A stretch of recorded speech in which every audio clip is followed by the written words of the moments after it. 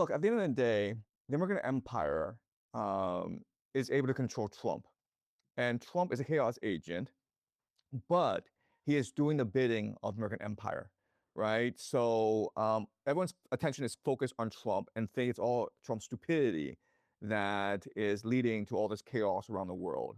But if you actually read the national security strategy, you just think about game theory and how the Americans benefit from all that's going on, everything Trump is doing makes sense. The issue with Trump, why Trump is important is Trump is willing to do these things. Biden was supposed to do these things, but he didn't do these things because he was afraid of looking like a complete idiot, and he didn't want to be another Hitler, right?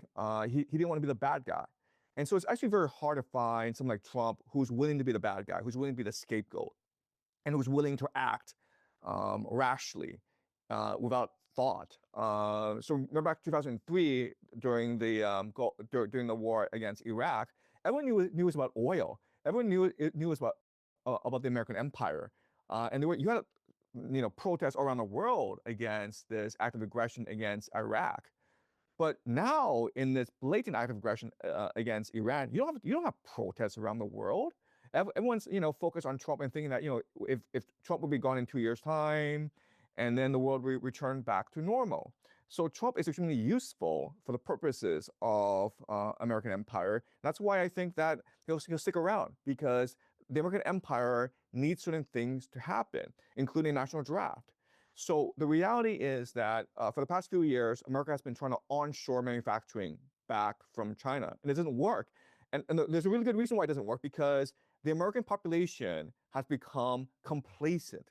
It's become lazy and corrupt. Think about all these like American young people who are trying to make their fortunes trading cryptocurrency or gambling online, and spend all their time on OnlyFans. I mean, the empire has made America an extremely corrupt and lazy place where young people aren't able to contribute effectively to the economy. The problem isn't the lack of manufacturing jobs. There are lots of manufacturing jobs in America. The problem is you don't have young people in America who want to work these blue collar jobs.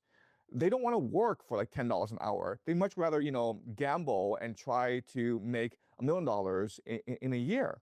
So you need a national draft, not to fight wars, but to discipline your population, to train your population to be much more compliant, to be much more desperate, and to have like real skills. That's the reason why you need a national draft.